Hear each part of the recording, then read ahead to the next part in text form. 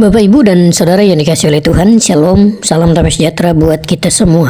Ya, baik, Bapak Ibu, kali ini kita kembali melihat bahwa ada banyak sekali orang yang mencari kebenaran di dalam Kristus. Dan akhir-akhir ini, murtadin terus bermunculan. Ya, kita percaya bahwa waktu Tuhan tak ada yang pernah membatasinya. Karena itu, Bapak Ibu Saudara yang dikasihi oleh Tuhan, setiap kita tentunya mengalami bagaimana perbuatan-perbuatan dan pertolongan Tuhan dalam setiap kehidupan kita. Apalagi mereka yang sungguh-sungguh mencari kebenaran di dalam Kristus. Dan pasti Tuhan akan buka jalan bagi mereka. Nah, karena itu Bapak Ibu Saudara, kali ini saya mengajak kita semua untuk melihat satu cuplikan video tentang kesaksian seorang murtadin di mana ketika ia mengalami perjumpaan pribadi dengan Tuhan, dengan cara Tuhan sendiri, dan akhirnya dia mengambil suatu keputusan untuk menjadi orang pengikut Kristus. Karena itu Bapak Ibu Saudara, tanpa berlama-lama, mari kita saksikan cuplikan video berikut ini. Ini dia cuplikannya.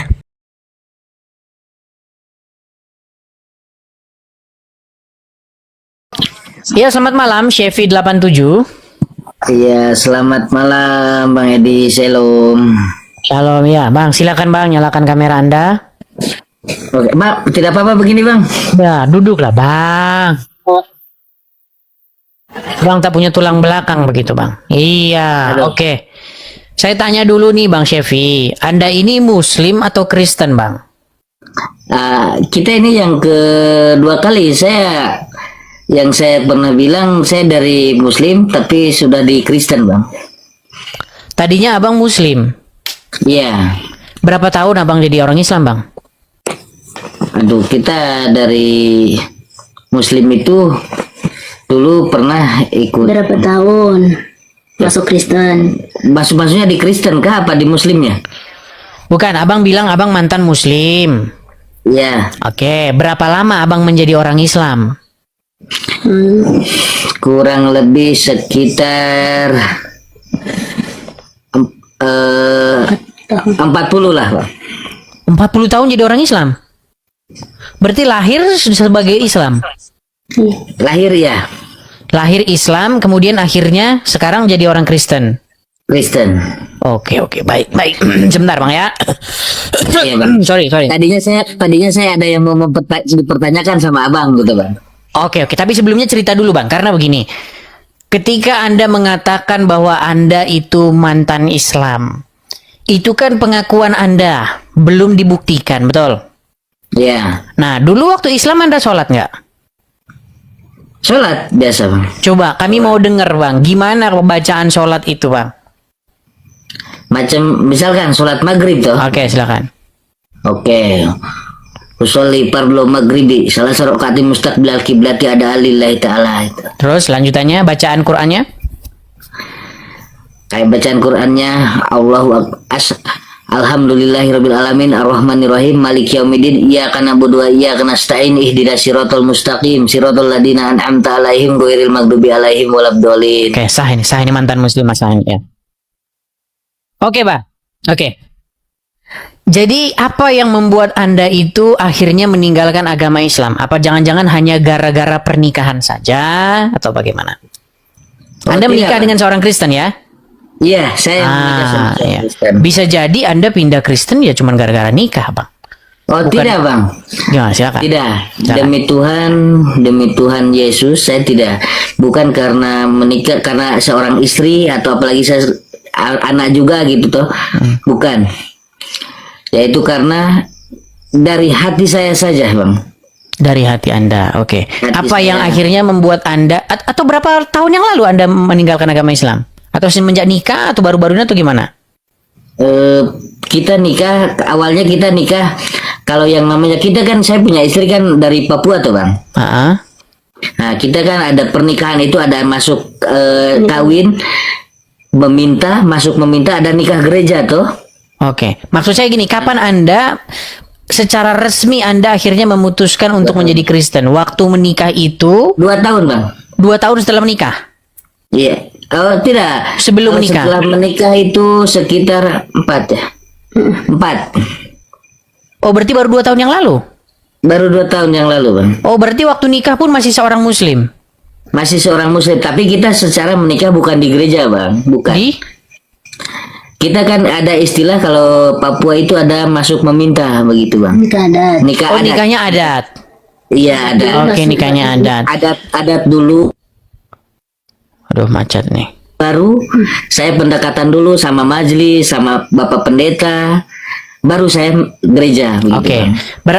Berarti dan intinya Anda baru betul-betul meninggalkan agama Islam, masuk Kristen itu baru Iya. 2 tahun yang silam. 2 tahun. Oke, baik. Coba boleh cerita, Bang, apa yang akhirnya membuat Anda meninggalkan agama Islam, Bang? Saat yang saya setelah saya pelajari, saya seringlah berbicara sama Bapak Pendeta yang selalu akrab sama saya selama posisi. Cuman kalau sekarang posisi saya kan sudah di Bali, Bang. Oke. Sekarang lagi di Bali posisinya. Nah, sewaktu saya di sana itu pendekatan sama Bapak Pendeta, semua yang ajaran-ajaran yang dia ini masuk ke hati saya itu masuk, Bang. Tentang sejarah Yesus, Tuhan Yesus itu masuk semuanya, Bang. Cuman saya yang mau pertanyakan ke Abang begini. Apa? Jadi begini, saya di perjalanan itu saya kenal sama satu ustadz. Dia berbicara sama saya. Memang saya berbicara, saya bilang saya dari Muslim, tapi sekarang saya ke Kristen. Kenapa ada keluar kata-kata, oh berarti kafir katanya. Nah itu saya merasa tersinggung begitu dibilang begitu. Oke. Kafirnya di mana? Kristen itu memang kafir kah? Tidak, Baik. kata saya. Saya jawab ya, Bang, ya. Saya jawab. Jadi begini, Bang. Kalau ada orang orang Islam mengatakan kepada kita orang-orang Kristen sebagai orang kafir, pertama itu jangan marah dan jangan tersinggung. Arti daripada kafir itu artinya adalah tertutup. Ya, atau tidak mempercaya atau menolak, begitulah ya. Artinya kita menutup diri kita dari sesuatu itu artinya kafir. Nah, kalau misalnya dikatakan oleh orang Islam sebagai orang yang kafir, saya akan merasa bangga karena saya kafir kepada nabi-nabian dan Tuhan-Tuhanan. Iya. Siap, Bang. Kami memang kafir, Pak Ustadz. Kami kafir kepada nabi-nabian dan juga kafir kepada Tuhan-Tuhanan. Begitu jawabnya. Jadi kalau ada orang Muslim bilang begitu, kenapa Anda kafir kepada Muhammad? Ya, karena Muhammad tidak masuk dalam kriteria nabi di dalam kitab-kitab yang terdahulu. Betul, Bang. Begitu. Betul. Karena hanya Muhammad, makanya kan saya bilang, Muhammad adalah satu-satunya nabi yang kena sihir. Tidak ada nabi yang kena sihir kecuali Muhammad. Terus satu lagi, Bang. Ketika saya bilang begitu, mereka tersinggung. Padahal benar. Begitu. Iya. Ya, silakan yang lanjutnya. Nah, satu lagi begini, Bang. Kita kan begini, sama-sama dengan teman toh. Dari Papua kita berangkat ke sini untuk merantau lah ke sini, ke Bali, Bang. Ke sinilah ke tempat kerjaan yang dituju sekarang, Bang ya. Ya. Nah, sesampainya di sini, saya punya teman dari sana niat kerja. Sesampainya di sini, kenapa kok tiba-tiba dia ikut mualaf? Oh, dia mualaf. Iya, Laki-laki atau perempuan? laki-laki, teman Mualaf. saya dari Papua. Dia Kristen dari lahir. Kristen dia dari lahir. Mualafnya karena apa? Karena menikah? Tidak. Bahkan saya sempat bilang begini, jangan sampai kamu, karena di sini mayoritas, di sini kebanyakan memang ada cuman Muslim sama Hindu toh. Terus kita Ada punya di Bali wilayah-wilayah tertentu yang mayoritas Muslim ada. ada. Oke. Terus? Bahkan kita punya bos juga ini sebetulnya Muslim. Jangan sampai kamu ke sini, Mualaf. berangkat ke sini karena kita punya bos orang Muslim, orang Arab. Jangan sampai kamu cuman buat wow saja begitu, tapi kamu kembali ke Papua, kembali lagi ke ini, jadi seolah-olah kamu mempermainkan agama. Saya bilang begitu, Bang. Ya, kalau Anda sendiri sebagai temannya, apakah dia benar-benar sungguh-sungguh dia menjadi mualaf atau hanya karena untuk ya sesuatu begitu? Kalau saya yakin, saya tidak yakin gitu, Bang. Artinya dia mualaf bukan karena menerima kebenaran. Bukan. Iya, karena memang kebanyakan mualaf itu ya karena ada modusnya. Iya. Asli. Iya betul Pak. Iya. Kebanyakan seperti Iya. itu. Biasanya pun setelah dia menjadi mualaf ya dia tidak pernah sholat, boro-boro sholat tahajud, ya dia tidak pernah, itu hanya ini saja. Nah, aja formalitas saja. Iya, betul. Dan itu banyak sekali seperti itu. Makanya walaupun banyak mualaf, ya, itu tidak menambah orang-orang Islam itu menjadi mengerti agama Islam. Malahan hanya formalitas saja seperti itu. Bahkan saya sempat menyinggung ke dia gitu, menyinggung lah. Saya jujur pernah menyinggung ke dia. Oh, enak betul ya kata saya. Kamu jauh-jauh dari sana niatnya kerja, kenapa nyampe sini kamu kok tiba-tiba mualaf? Sampai kamu mengorbankan sunat, disunat segala di sini tuh. Ya, coba ditanya Bang, apa fungsi sunat begitu? Orang Islam kalau ditanya fungsi sunat, jawabannya memang satu sama lain nggak jelas. Iya, Betul. iya. Jadi banyak sekali orang-orang Islam itu melakukan satu perbuatan, tetapi mereka itu tidak tahu kenapa begitu loh. Betul. Seperti itu. Seperti sunat, orang Islam kalau ditanya nggak tahu, satu bilang untuk kebersihan, satu bilang ya macam-macam lah seperti itu. Padahal dalilnya itu tidak ada begitu, bahwa sunat itu untuk kebersihan. Oke, hanya itu Bang ya. Kita berikan kesempatan kepada muslim ya, supaya mereka kita kasih panggung, supaya jangan terkesan subjektif gitu ya. Oke, siap. Oke, saya turunkan ya Bang Syefi. Terima kasih. Bang.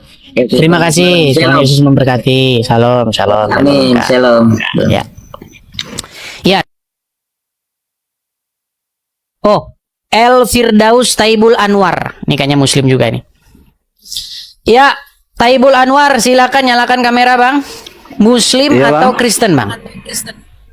Ya, saya mantan muslim. Oke, silakan Bang, nyalakan kamera, Bang. Ya, Oke, Bang. Anda tadi mengatakan bahwa Anda ini mantan muslim, Bang. Nah, di channel Ya, Idis betul. TV ini tidak membenarkan yang namanya tipu-tipu, Bang. Atau ngaku-ngaku. Berapa tahun, Bang, jadi muslim, Bang? saya dari kecil sampai 32 tahun mungkin, 33. Oke, dari lahir sampai 33 tahun menjadi muslim. Betul. Waktu Anda jadi muslim, Bang, apakah Anda sholat? Apakah Anda menjalankan perintah-perintah, mengaji, dan lain sebagainya?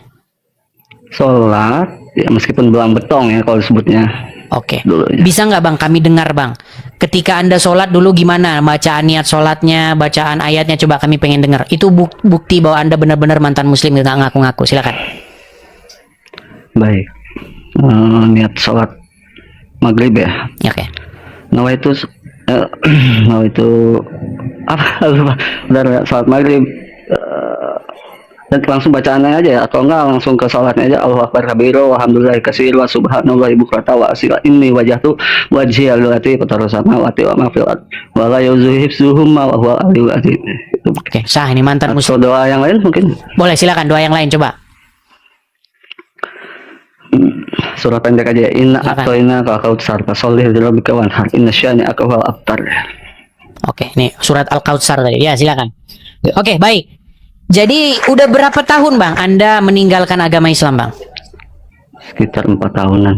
4 tahunan. Iya. Jangan-jangan Anda meninggalkan agama Islam gara-gara nikah? Ya enggak.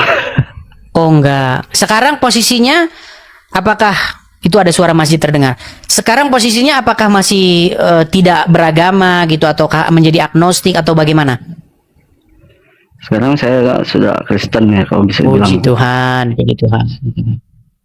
Ya, jadi teman-teman, saya mau menginfokan begini, bahwa ada banyak di luaran sana orang-orang muslim itu yang meninggalkan agama Islam dan menjadi pengikut Tuhan Yesus. Nah, kira-kira Bang, apa pesan Anda nih kepada teman-teman muslim yang lain yang sudah mulai meragukan Muhammad, mau mengikut Tuhan Yesus tapi masih ragu-ragu nih, apa pesan Anda, Bang? Kalau pesan saya sih cukup belajar aja sih, belajar dari apa sih Injil itu, apa sih Taurat itu, gitu aja sih. Kalau menurut saya simple. Oke, ya semoga ya teman-teman ya. Jadi banyak di luaran sana ini ada 15.000 orang menonton di TikTok, di YouTube nggak tahu ada mungkin 4 ribuan kurang lebih. Jadi teman-teman sekalian yang masih muslim-muslim ya, jangan tunda-tunda lagi ya. Kebenaran itu adalah kebenaran. Mau ditaruh dimanapun tetap kebenaran. Kalau sudah salah, cacat, barang sudah kita ketahui bahwa itu nggak benar, mau Anda sembunyikan bagaimanapun juga, itu pasti tetap akan ketahuan juga. Seperti itu. Ya, hanya itu Bang. Mungkin ada yang mau disampaikan lagi Bang? Ya, kalau mungkin takutnya nanti seperti subjektif atau satu arah aja, mendingan abang cari muslim yang belum percaya aja gitu aja. Oke. Makasih Bang Taibiul Anwar. Yuk. Semangat terus, jalan terus mengikuti Tuhan Yesus ya Bang ya. Ya, terima kasih ya. Tuhan Yesus memberkati. Tuhan Yesus memberkati. Saya turunkan ya. Ya. Oke. Ya, itulah teman-teman ya. Nanti kalau kita bikin room kesaksian nanti makin banyak itu, nggak habis-habis teman-teman ya. Katanya Bang, kata teman Cici ini, kalau kita sudah dibaptis, itu adalah baptisan itu ada di dalam Al-Quran, tapi itu hanya untuk penggenapan agama. Dan baptis itu untuk menjadi pengikut Yesus. Bukan berarti kita jadi orang Kristen. Dan Kristen itu tidak ada katanya Bang. Itu yang menjadi pertanyaan dalam diri Cece kan. Dan satu lagi, teman Cece itu, Kak Sri itu, beliau sudah dibaptis loh Bang. Tapi beliau bilang Tuhan Yesus Tuhanku, Muhammad Nabiku. Itu yang selalu mengganjal di hati Cece gitu. Seriusan gitu pemahamannya? Iya, beliau masih menjalankan sholat dan beliau masih puasa. Ya pelan-pelan lah. Jadi harus pelan-pelan dulu karena memang ini keadaan-keadaan seperti ini itu tidak semudah membalik telapak tangan. Makanya sebenarnya sebelum dibaptis itu harus ada pendalaman dulu. Harus sembuh dulu dari ngikutin yang di kuburan itu. Jadi yang di kuburan itu harus benar-benar dikebaskan begitu. Jadi tidak ada lagi seperti itu. Itu jawaban saya mengenai kalau dia masih berpikir bahwa Yesus Tuhannya maka Muhammad nabinya.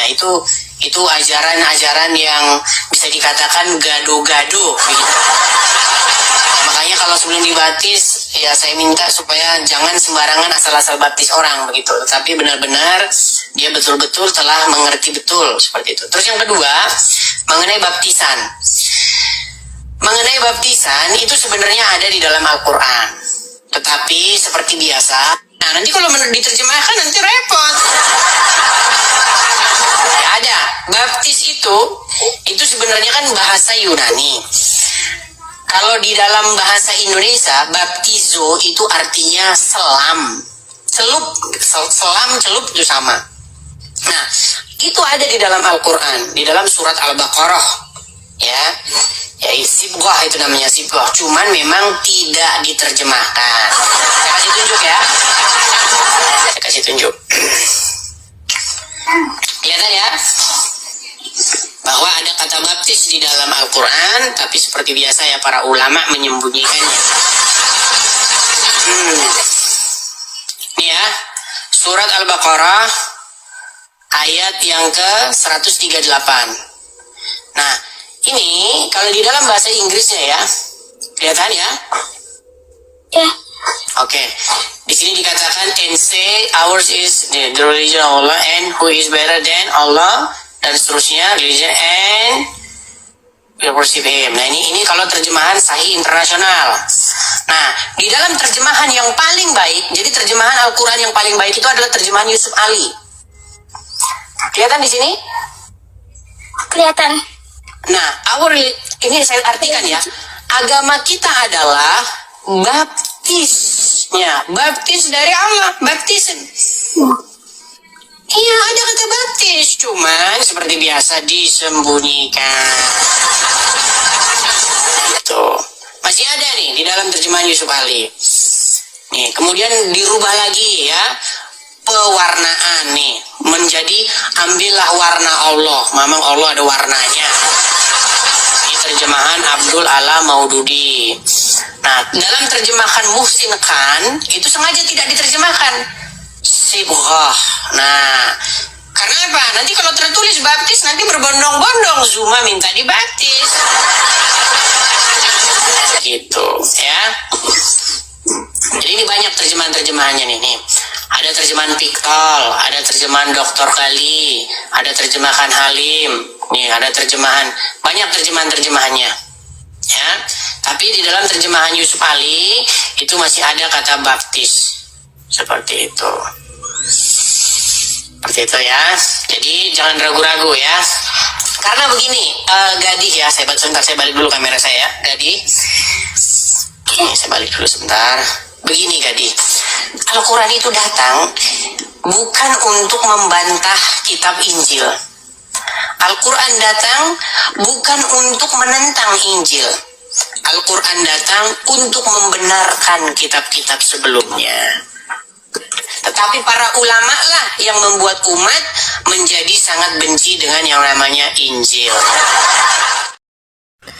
Ya, Bapak, Ibu, dan Saudara yang dikasih oleh Tuhan, ketika para murtadin ini mereka mengambil satu keputusan untuk mengikut Tuhan Yesus, ini bukan karena ada unsur-unsur lain, bukan karena ada tujuan lain, tetapi memang murni mereka mengambil keputusan untuk menjadi pengikut Kristus. Nah, karena apa, Bapak, Ibu, Saudara?